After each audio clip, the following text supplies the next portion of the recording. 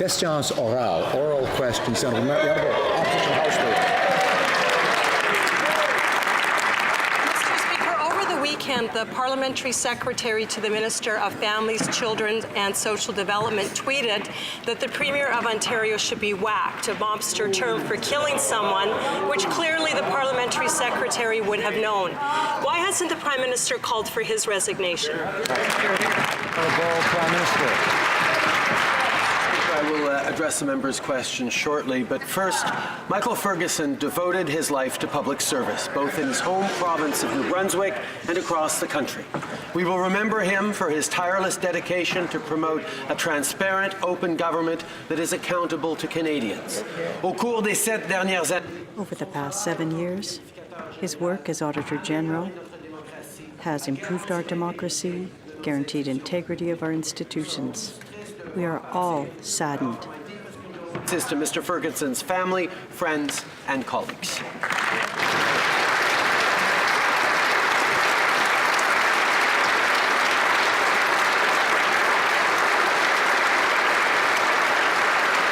Honourable Opposition House Leader. Thank you, Mr. Speaker. And while we all very much appreciate the Prime Minister's words, there is an opportunity for ministerial statements later on today, and I look forward to hearing the statement at that time. I think this is an issue, Mr. Speaker, the Prime Minister needs to take very seriously. This Parliamentary Secretary has shown this kind of behaviour before when he had to apologize for trying to bully and intimidate a female Conservative MP, the member from Richmond Centre. The Prime Minister says he has no tolerance for this kind of behaviour. So again, why won't the Prime Minister ask for this Parliamentary Secretary's resignation? Honourable Prime Minister. Is well aware the member in question has apologized for his tweet. It is important that we have civil debate in this House and elsewhere when we engage in matters of public disagreements over public policy. Opposition House Leader. Mr. Speaker, the tweet is still up. Yeah. The Prime Minister talks about positive politics. He talks about zero tolerance, but we have a Parliamentary Secretary who has done this before. Now, Mr. Speaker, what kind of example does the Parliamentary Secretary to Families, Children and Social Development set? And furthermore, what kind of example does the Prime Minister set by continuing to tolerate this type of behaviour from that Parliamentary Minister. As I said, the Parliamentary Secretary has apologized for his tweet, and I think it's really important that we all remember that there can be strong disagreements over policy, over questions of substance, but we need to remain civil and keep away from the personal accusations and the personal invectives whenever we have political debates. The Honourable Member for Louis Saint-Laurent. Mr. Speaker, the best way of restoring confidence of Canadians in politics is by honouring one's commitments. The Prime Minister in 2015 committed to delivering a zero deficit in 2019. That will not be the case. He said he would run small deficits, but we're looking at some $60 billion over the last 3 years. He did not keep his two promises when it comes to public finances. Mr. Speaker, Canadians know that earlier or later, at some point, they're going to have to pay that down. What taxes will the Prime Minister be imposing on Canadians? The Right Honourable Prime Minister. In 2015, Canadians had a simple choice. The Conservatives who wanted to continue to give benefits to the richest people, and us who had the intention of investing in the middle class and in our communities to create economic growth. Once again, Mr. Speaker, Canadians made the right choice because the economic growth we've seen over the past years, the assistance we've provided to Canadians, to middle-class Canadians, to families, we've lifted many children out of poverty, we've invested. The Honourable Member for Louis Saint-Laurent. Mr. Speaker, it's crazy to see that the Prime Minister has forgotten his promise in 2015. They were misled by the Prime Minister because they believed the Prime Minister who said small deficits and nothing in 2019, and it's exactly the opposite. If nothing changes, the return to a balanced budget won't take place for years. How much more are Canadians going to have to pay for this? The Right Honourable Prime Minister. The first thing we did, Mr. Speaker, was cut taxes for middle-class Canadians. We've invested in the middle class. We know that that creates economic growth for all. The Conservatives don't understand that. They just talk about cuts in order to balance the budget at all costs. Are they going to cut the Canada Child Benefit? Will they cut the over 4,000 projects, infrastructure projects that we're delivering on across the country? Will they cut the GIS for seniors that we increased by $1,000? Mr. Speaker, where are they going to cut in the investments? The Honourable Member for Rimouski-Nejet-Témiscouata-Basse. Mr. Speaker, during the last election campaign, the Liberals promised to eliminate subsidies to oil and gas. They also promised to adequately consult Indigenous peoples on projects affecting their territory. It's been a complete failure on both. The federal court has forced the Liberals to go back to rehold consultations with Indigenous peoples, and the PBO showed that they overpaid for the Trans Mountain. How can they talk about eliminating greenhouse gas emissions with this overpayment and adequate consultations? Mr. Speaker, we know on our side of the House that the economy and employment go hand in hand. The Conservatives don't want to do anything for the environment, and the NDP, unfortunately, doesn't know how to grow the economy. We know that investing in our prosperity and in protecting the environment is the solution. In addition, we are phasing out subsidies for fossil fuels. We are honouring our commitments, our targets for 2025. The Honourable Member. Well, the heart of the problem is that when they talk about changes abroad, they put their hand on their heart and they say that they're going to honour it. The first time in Paris, everyone believed them. The second time in Katowice, everyone was a little more cautious. And that's because when they come back home, they do the opposite. They keep the Conservatives' weak targets, and according to the Federal Environment Commissioner, they won't even meet those targets. They buy pipelines. They increase subsidies for oil and gas. They exclude large emitters from the price on carbon. Is that what fighting climate change is really all about? The Right Honourable Prime Minister. Mr. Speaker, once again, we're in a situation where we have the Conservatives who don't want to do anything about climate change. They're accusing us of doing too much, and the NDP, who doesn't do anything about protecting jobs and growing the economy, and they accuse us of not doing enough. With the price on carbon, with our ocean protection plan, with investments to help Canadians, to pay additional costs that link it to pollution, we are working on protecting the environment and growing the economy at the same time. Canadians are increasingly anxious about climate change. Last October, a UN report concluded the planet only has 12 years to make dramatic reductions in greenhouse gas emissions or face a catastrophe. And Canada's Environment Commissioner warned that meeting our Paris commitments, quote, will require actions beyond those currently planned or in place. So Canadians can't wait for this government to get its act together to urgently address climate change. Mr. Speaker, why does the Prime Minister think that sticking to Harper's climate change targets will get the job done? Prime Minister. Mr. Speaker, we put in place a comprehensive pan-Canadian action plan to fight climate change, which includes putting a price on pollution and, yes, bringing in a price on pollution on those Conservative provinces that haven't wanted to move forward to give pollution a cost. But we've also moved forward on eliminating coal-fired power plants, on investing in renewable energy and investing in green solutions and green technologies at the same time as we're creating greater protection for our natural parks. We know there is much more to do, and we have a plan to do just that. Member for Victoria.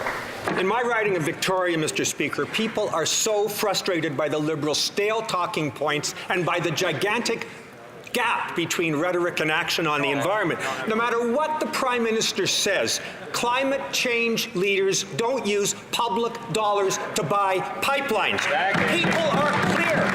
Action is needed now. When will the Prime Minister stop giving fossil fuel subsidies to giant corporations and get serious about climate change? The Prime Minister.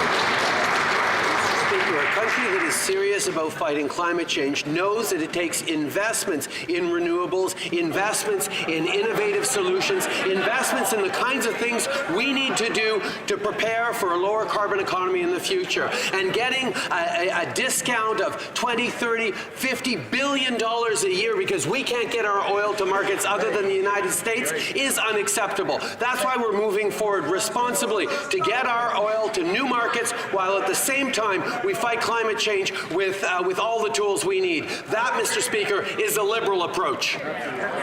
For Abbotsford. Speaker, the carbon tax cover-up continues.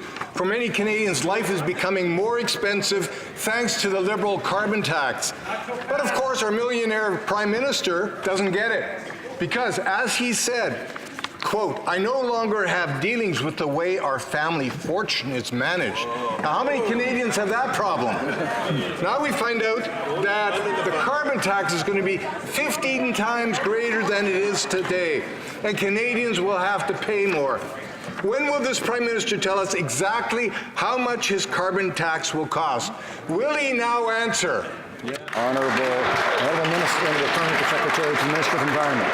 Mr. Speaker, it's disappointing to see that when we're dealing with an issue that's so important to Canadians and citizens around the entire world, the Conservatives put misleading information out there in order to trick Canadians into not taking action on climate change. The fact is, we're putting forward a plan that involves investments in public transit, making our electricity generated 90% renewable by 2030, and yes, putting a price on pollution. But if the honourable member is so concerned with the affordability of life, he'll take pleasure in knowing that our plan is going to reduce emissions and leave Canadian families better off. The honourable member for Battleford's Lloydminster.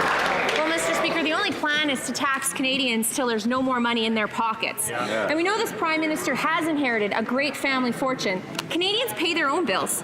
Every dollar counts when they are managing their family finances. They are already paying for this inefficient carbon tax, and now government documents reveal that Liberals have a plan for a 15-fold increase. Canadians can't afford a $5,000 tax bill a year. Why is the Prime Minister covering up the actual cost of his carbon tax until after the election? Parliamentary Secretary. Mr. Speaker, the honourable member is putting forward figures that have no basis in reality in order to scare Canadians against taking action on climate change. The fact is, we have the answers on what we can do, and that answer includes putting a price on pollution that will bring our emissions down and make life more affordable. It's been 281 days since the Conservative leader said he would put forward a plan. I know it was Groundhog Day this weekend, but it doesn't have to mean there's going to be 6 more weeks without a climate plan.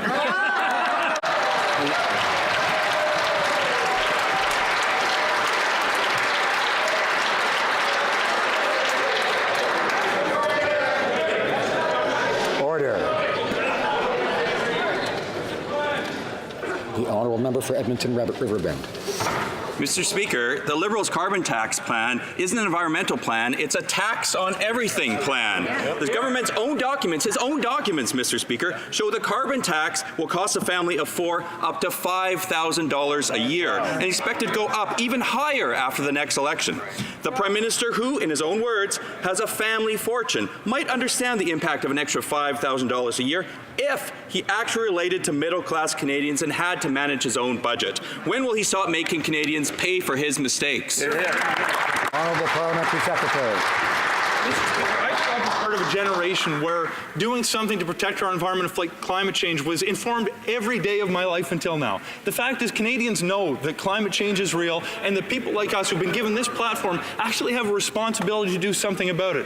The fact is, people are actually feeling real practical fallout from the inaction that we've seen over the past number of decades. Mr. Speaker, we're moving forward with a plan that's going to invest in public transit, is going to make electricity 90% generated by renewable resources by 2030, and it's going to put a price on pollution that will see our emissions come down and leave Canadian families financially better off at tax time.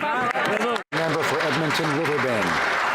Mr. Speaker, it's them who are exempting major emitters and them who are dumping sewage into our rivers and oceans. And this Prime Minister who wants to phase out the oil sands, and his plan is working. Meanwhile, Albertans are out of work and struggling to get by. Now the Liberal carbon tax is driving up the price of everything. This Prime Minister doesn't understand the impact of this tax is having because he inherited a large family fortune. When will this Prime Minister stop making Canadians pay for his mistakes? Parliamentary Secretary. Mr. Speaker, once again, the Conservative strategy seems to be to mislead Canadians in order to avoid taking action on climate change. The fact is, we know that climate change is a real threat. We have an opportunity and an obligation not just to do something about it, but to do the most effective things that we know how. We talked to leading experts, and in fact, last year's Nobel Prize winner in economics has discovered that the best thing we can do to reduce emissions is put a price on pollution that makes life more affordable for Canadians. I'm disappointed that the honourable member throws rhetoric out there and makes personal tax instead of bringing a single idea to the table. If he finally comes up with one, I'm all ears. Honourable member for Carleton. Well, it's the Prime Minister's own words. He said, and I quote, "I no longer have dealings with the way our family fortune is managed." But because he's never had to balance a household budget, he thinks budgets balance themselves. He's not worried about costs because he just makes others pay for his mistakes. His deficits are now out of control and breaking his own promises. And sooner or later, if he's allowed to continue, they will lead to higher taxes. The question is, how much will his tax plan cost Canadians, and who will have to pay? Honourable Minister of Finance.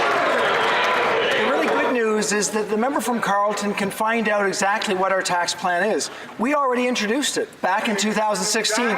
We reduced taxes on middle-class Canadians.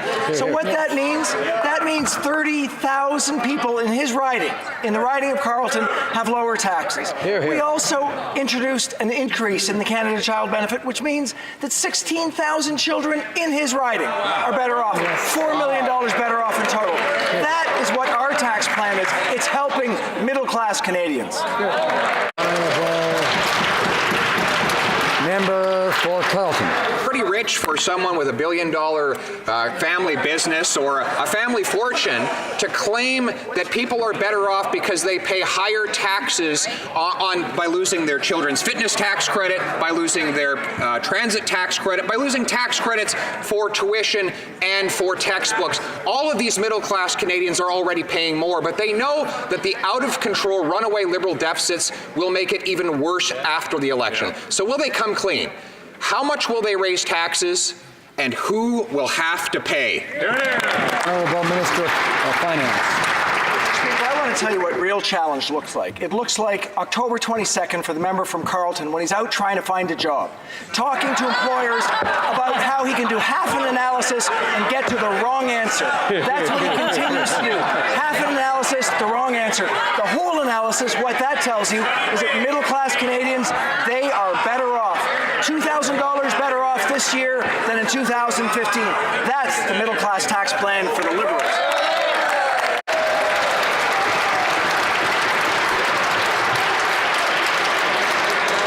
Order.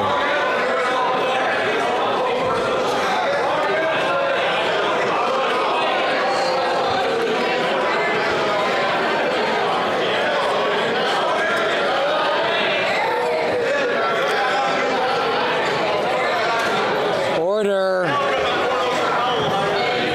Okay, that's enough. Order.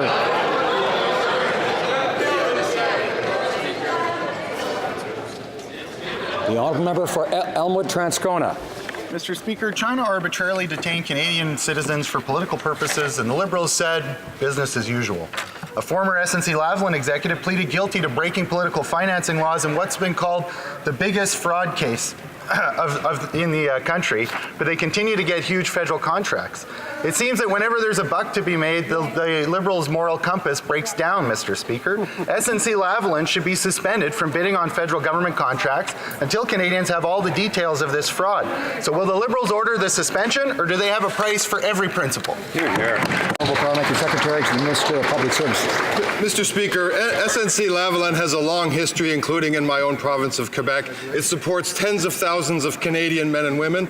The jobs on the projects it works on support hundreds of thousands of Canadian men and women. And what I want to know is why this member is talking down Canadian jobs. That's what Canadians want to know. What I can also assure the member is that we have an accountability regime that is among the most stringent in the world. We will continue to enforce that.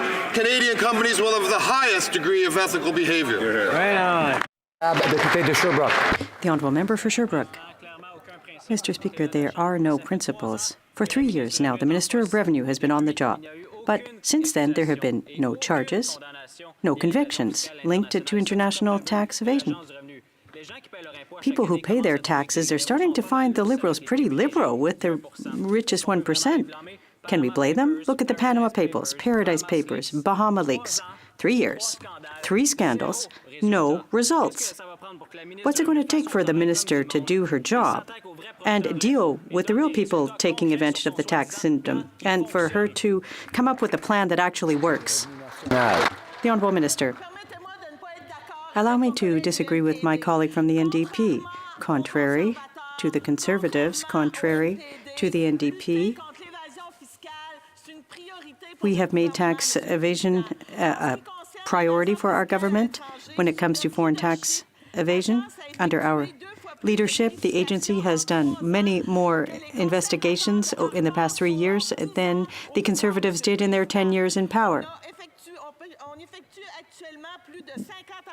We are currently investigating some 50 cases linked to tax evasion, and we are going to... Mr. Speaker, perhaps this millionaire Prime Minister doesn't realize that taxpayers aren't his personal ATM, and that ATM doesn't stand for automatic trust fund machine. This Prime Minister has left Canadians with only debts and deficits with no signs of a balanced budget. Canadians know that the extravagance of the Liberals will soon become the burden of middle-class families as they continue to raise taxes to pay for Liberal mistakes. Dollars don't fall from heaven. They have to be earned on earth. Will the Prime Minister come clean and tell Canadians the truth about his plan to raise taxes? Minister of Finance. Mr. Speaker, even after the previous Conservative government left an additional $150 billion worth of debt, we still move forward to make investments in Canada. That's what we knew we needed to do, investments in middle-class Canadians. We lowered their taxes. That has been our plan from day one. Increasing Canada child benefits means they're better off today, our economy is better off, low unemployment, higher growth. That is the Liberal plan for success in our country, and we're going to stick through it, not only now, but after the next election. The Honourable Member for Portneuf-Jacques-Cartier. Mr. Speaker, their plan isn't working. Now, when you incur debt, you have to plan to pay it back. A deficit now means taxes, higher taxes tomorrow for us, our children, and our grandchildren, Mr. Speaker. The Prime Minister will have to increase taxes to pay for his irresponsible, out-of-control spending. The government must, once and for all, tell Canadians the truth. When will the Prime Minister reveal his plan to raise taxes? Mr. Speaker. The Honourable Minister of Finance. Our plan is very clear.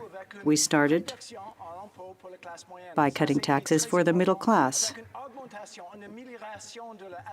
and we enhanced the CCB. This is an approach that works. It works for the middle class, and at the same time, it works for our economy, which is growing. We have the lowest unemployment rate in 40 years. Our plan is working. We will continue with our plan. Mr. Speaker, when negotiating NAFTA, the Prime Minister made the mistake of giving in to all of Donald Trump's demands. Canadians are now feeling the effects of his mistakes.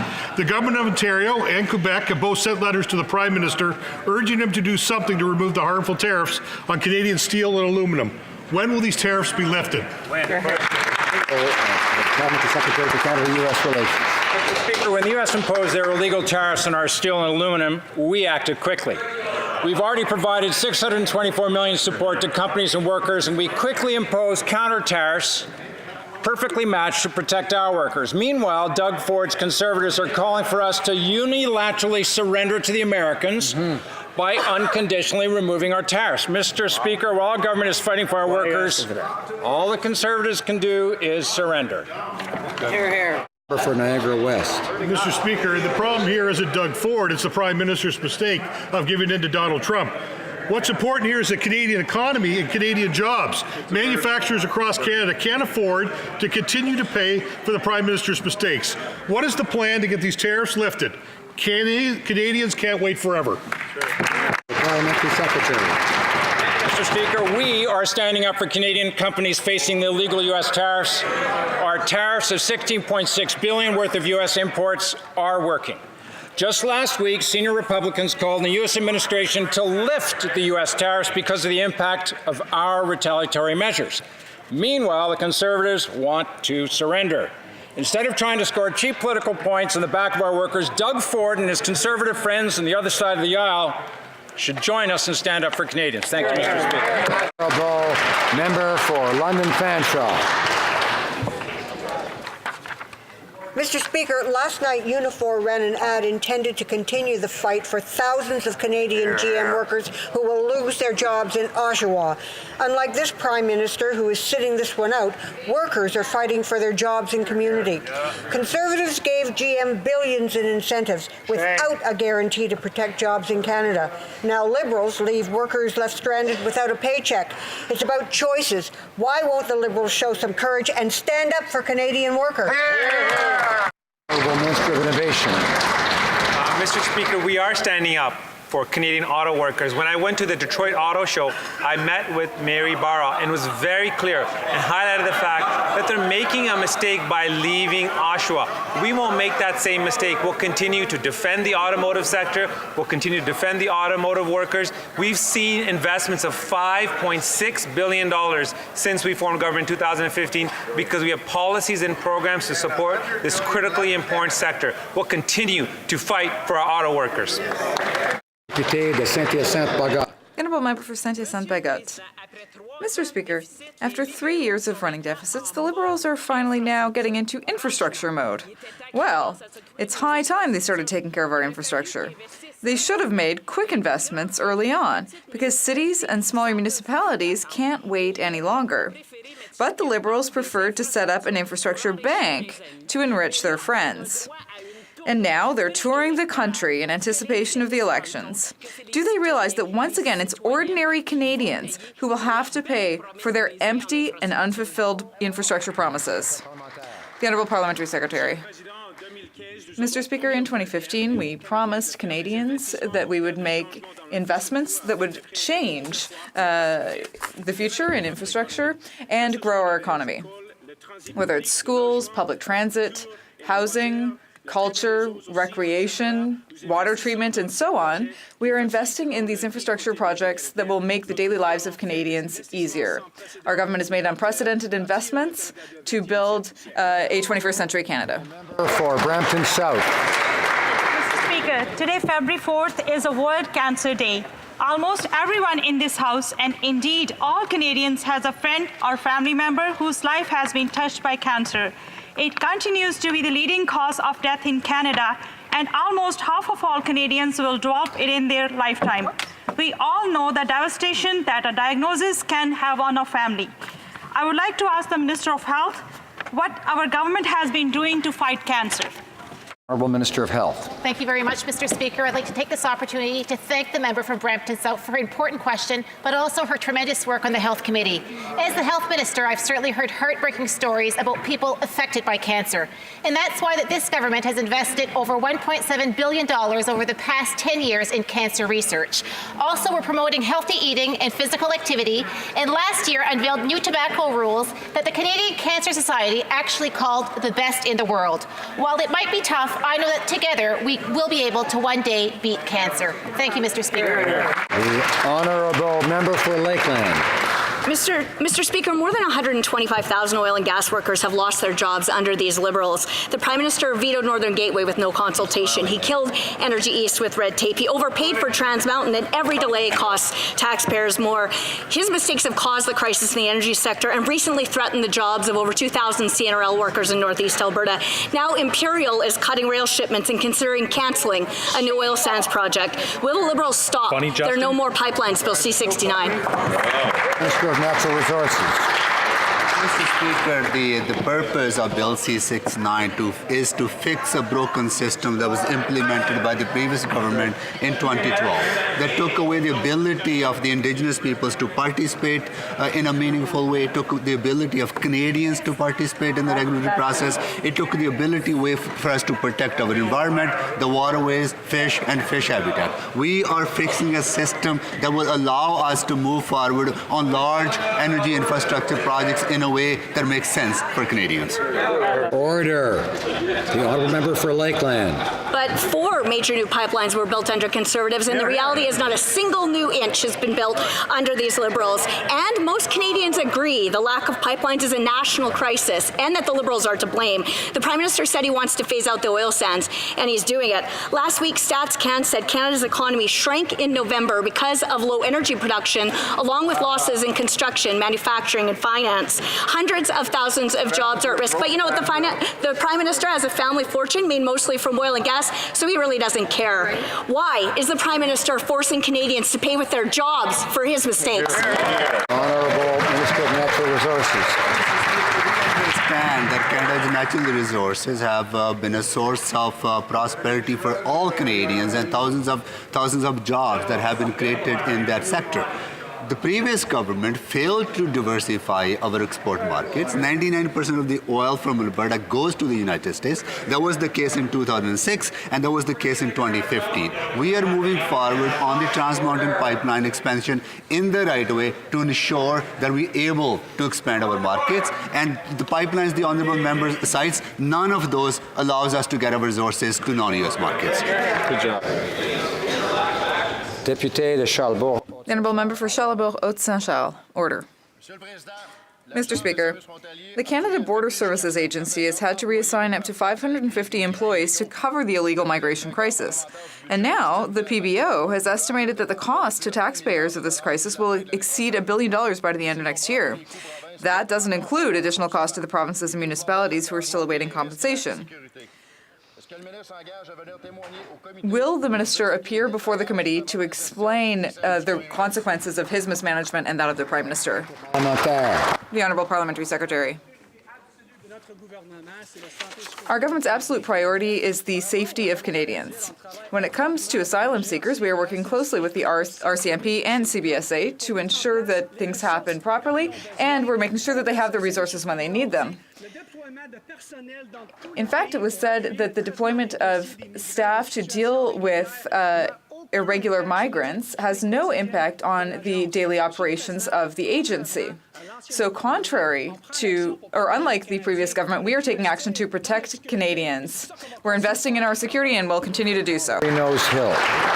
No impact on the operations of the agency. That's in spite of these stories from recent weeks. An individual is deemed a national security concern, but still granted permanent residency. An illegal border crosser was able to enter Canada in spite of admitting to an extensive criminal record. Really? But no discernible impact. Will the minister appear before a parliamentary committee to be held accountable for Canada's immigration screening processes? Honourable Parliamentary Secretary to the Minister of Immigration. Mr. Speaker, the reality is that we will never compromise in the safety and security of Canadians. We are working closely with the Canadian Border Securities Agency and the RCMP to ensure that that's actually the case. Wherever we need to put resources in place, that's where we're going to put them. And at no time was there any compromisation of the security of Canadians. And I want to quote the CBSA on this. The deployment of staff from across the country to support the processing of irregular migration has had no impact on the agency's daily operations. If they may not believe the CBSA, we do, and we support them. Yes, sir. Honourable Member for Vancouver East. Online application process for the Parents-Grandparent Sponsorship Program was a farce. Grace had tried to apply for 4 years, but the link didn't even show up for her on the IRCC website, despite upgrading her internet. Una felt cheated, as no one told her about the game rules. She opened the form at 9:01. It says she had 10 minutes to complete it. She finished it in 3, then she went over to make sure everything was correct. But after 7 minutes, she was kicked out. But later she heard you only have to fill out the name and the contact information to be accepted. How is this a fair process? And what will it take for the minister to do the right thing and eliminate the cap? Minister of Immigration. That we inherited a backlog of 167,000 people in the Parents and Grandparents program. Under the Conservative leadership, they had families waiting 8 years to be reunited with their parents and grandparents. We've brought that process down to less than 2 years. We've quadrupled the number from 5,000 to 20,000 spots so that more parents and grandparents can be reunited with their family. And we've put in place a fair first-come, first served process. We'll continue to do better, and we've already improved the system in many ways, and we are responsible. Honourable member for Courtenay Alberni. Mr. Speaker, since the Liberals became government, they've left $372 million unspent at Veterans Affairs, even as service levels deteriorate. Last November, Parliament unanimously supported the NDP motion to end lapse spending and to ensure that all lapse spending goes to veterans so they get the services they need and deserve. I'd like to congratulate the new minister in her new role, but my question is simple. Will she honour Parliament's unanimous vote to end lapse spending at Veterans Affairs and ensure money budgeted for veterans is actually spent on veterans? Honourable Minister. Well, thank you, Mr. Speaker, and thank you for the question. And I would like to commend the honourable member across the way for joining me in the chamber this morning as we conducted the closing ceremonies. To the member's question, as the member knows, our benefits are demand-driven, so no matter how many veterans come forward, when eligible, they will receive their benefits. These are based on estimates, and this process guarantees that whether a veteran comes forward this year, next year, or beyond, they will receive benefits. The Honourable Member for Beauport-Côte-de-Beaupré, Île-d'Orléans-Charlevoix. The Liberals' true feelings about Quebec are obvious. Despite their hypocritical smiles, they aren't listening to Quebecers or their needs at all. The Prime Minister is refusing to acknowledge the consensus in Quebec about having a single tax return form. Instead, he's inventing a ridiculous story suggesting that Quebecers might engage in tax evasion. That's only one step away from calling us thieves. Why can't they respond to this legitimate request from Quebecers? Honourable Minister of National Revenue. Recently, I was in Shawinigan with my colleague, the Minister of Infrastructure, as well as the Parliamentary Secretary to the Minister of Public Services, to announce the construction of a new building that will host more than 1,300 employees in the Mauricie region. I had a very clear message for those employees and their families, Mr. Speaker. We are investing in Shawinigan because it's important and because we believe in their future. Unlike the Conservatives, we believe in the importance of investing, creating, and maintaining high-quality jobs in rural Quebec. The Honourable Member for Mégantic-L'Érable. Mr. Speaker, having a single tax return means cutting the length of the form, not the number of workers. Nobody's going to lose their job in Shawinigan or Jonquière or anywhere else, Mr. Speaker. The minister's response is simply pathetic. For the Liberals, it's just the same old show. They say that they're open to Quebec's ideas, but when they get problematic, it's like, oh, well, we'll have to scare them off with some false argument. Can the minister do something positive and tell Quebec yes when it comes to having a single tax return form? The Honourable Minister. Mr. Speaker, I've been all around the Magdalen Islands and those regions, and I remember when the Harper government set up the EI reform in 2011. People in Eastern Quebec were terrorized by those changes. So the Harper Conservatives and the Conservatives of today are exactly the same. Now, we're going to be making new promises for the future, and I would encourage the Conservatives during the next election campaign to stop cutting. The Honourable Member for Mégantic-L'Érable. Mr. Speaker, the minister is continuing to be ridiculous in response to a very legitimate request from the National Assembly and from most Quebecers. Instead of using her position to make life easier for Quebecers, she's cutting all of Quebec's requests. The request for the single tax form, for the Obélix, for the sports tax credit. This joke has gone on long enough, Mr. Speaker. Will the minister stop treating Quebecers like a threat and finally allow them to have a single tax return form? The Honourable Minister of National Revenue. Mr. Speaker, if the Conservatives had been in power and had done their homework, maybe they would better understand how things happen with the National Revenue Agency. The federal government, including 9 provinces and 3 territories, harmonized their tax return form, unlike Quebec, which has a different definition of what constitutes income. So do we ask our provinces and territories to align with Quebec, or do we try to get Quebec to align with the rest of Canada, Mr. Speaker? We will continue to work with our colleagues. The Honourable Member for Saint-Laurent. Mr. Speaker, one of the first measures that our government took when we were elected was to start an investigation into murdered and missing Indigenous women. We highlighted the need to fund commemoration activities to help honor the lives and legacies of Indigenous women and girls and the LGBTQ2S individuals. La ministre des Femmes et de l'égalité des sexes. Can the Minister on the Status of Women inform the House of what our government is doing to meet the inquiry's recommendations? I'd like to thank my colleague for her strong advocacy on the behalf of the people of Saint Laurent and her good work on the Status of Women Committee. Mr. Speaker, we've heard from families and survivors across the country for the need for a commemoration fund to honor the lives and the legacies of missing and murdered Indigenous women and girls, including LGBTQ2S individuals. We've delivered with a commemoration fund worth over $10 million because we know when we come together to remember, to ensure that the stories of the missing and murdered find a dignified place in our stories, we all move forward on this path to Honourable Member for Banff Airdrie. Mr. Speaker, this government says one thing and does another. Promises a balanced budget by 2019 and then deficits for decades to come. Promises to make life more affordable for Canadians and then increase the cost of everything with the unfair carbon tax. Say that the environment and the economy go hand in hand, and then refuse to negotiate fairly and honestly with the Sunshine Village ski area.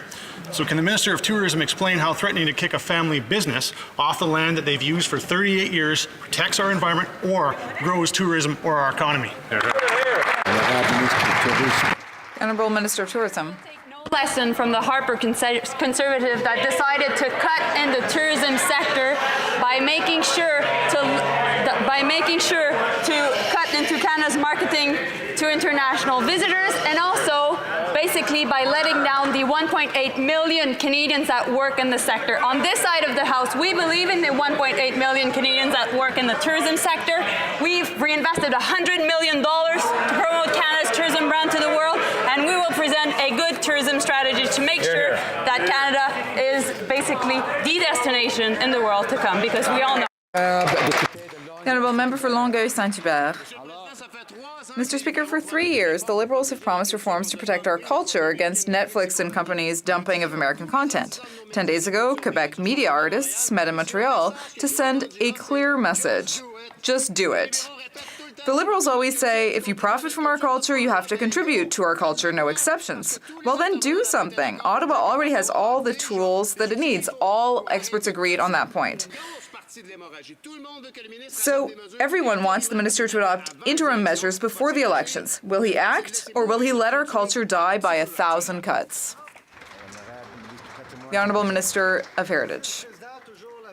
Mr. Speaker, it's always the same question. It's the same old recording.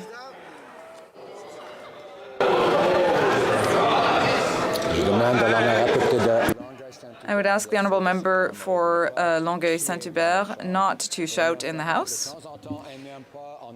Occasionally we hear things that we don't like from the other side, but we all need to remain calm and respectful and try to wait one's turn. The Honourable Minister. Well, currently, I've been going across Canada, through different regions, in Quebec, for example, and what I've heard is that people are proud of the investments we're making in Telefilm Canada and in other media. After 10 years of cuts under the Conservative government, we're finally bringing our creators and cultures back to the center of everything that we do. And I'm saying this again, Mr. Speaker, because I think it's important that people know. For Surrey Centre. Mr. Speaker, seniors are an important part of families, communities, and workplaces in my riding of Surrey Centre and across this country. They help grow Canada's economy and bring valuable knowledge and experience. Just last week in my riding of Surrey Centre, we announced $3.5 million for the investment in a new Age Well National Innovation Hub Digital Health Circle. Can the Minister of Innovation, Science and Economic Development please tell this House how this investment will help benefit seniors in my riding of Surrey Centre and across British Columbia? Great. Minister. Mr. Speaker, I'd like to thank the Member of Parliament for Surrey Centre for announcing this next step forward in our innovation and skills plan, and particularly for all his hard work and advocacy as well, Mr. Speaker. Our government is committed to the health and vitality of Canadian seniors. By helping commercialize preventative health technologies, the digital health circle will create jobs and reduce healthcare costs. This is an investment in the independence, dignity, and quality of life of British Columbia seniors, Mr. Speaker, and will continue to invest in British Columbia and in seniors. The Honourable Member for Bellechasse-Lévis. Mr. Speaker, 2 weeks ago, workers at the Davie shipyard protested against the Prime Minister's inaction in Quebec City. As usual, he didn't listen, and the workers went home empty-handed. The Prime Minister also ignored the House Committee's recommendation to take action for the Navy. We know that this Prime Minister isn't used to having to pay the bills, but workers do. The naval strategy is languishing under the Liberals. Delays are being extended, so when will we finally get the Obélix at the Davie shipyard? The Honourable Parliamentary Secretary. Mr. Speaker, we've been clear about our naval shipbuilding strategy. The Obélix is not something we're envisaging at the moment, but I would ask my honourable member why he didn't stand up for workers at the Davie shipyard when they ruled out that shipyard under their government. On this side of the House, we are trying to offer opportunities to the Davie shipyard. That member and that government did nothing for the shipyard. The Honourable Member for Pierre Boucher, Les Patriotes Verchères. Mr. Speaker, after many years of austerity, Quebec has finally balanced its budget. Despite the fact that they're responsible for health, education, daycare, and much more. But while Quebec was tightening its belt, money was flowing freely out of Ottawa. $19 billion in deficit. And what is it for? Dirty oil. And rail cars that bring their oil to Quebec. Will the government start using the money of Quebecers for Quebecers' needs? The Honourable Minister of Finance. Mr. Speaker, the tax cut for the middle class, the enhancement of the CCB, that's for all Canadians, including Quebecers. It's very important to improve the living standards of the middle class all across Canada. That's been our approach, and it is working.